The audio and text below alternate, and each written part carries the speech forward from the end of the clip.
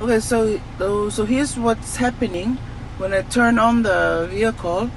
Then the display panel looks like this.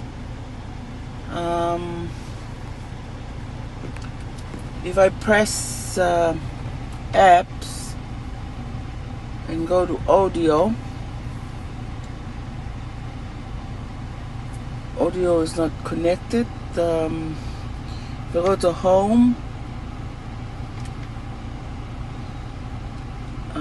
press settings,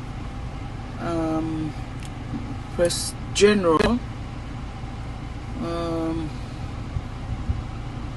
Okay, but like nothing is coming on.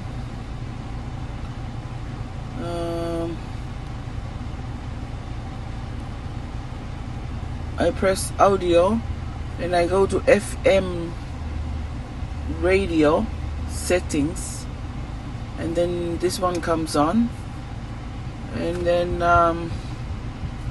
that's about it. I touch it, there's nothing's happening. So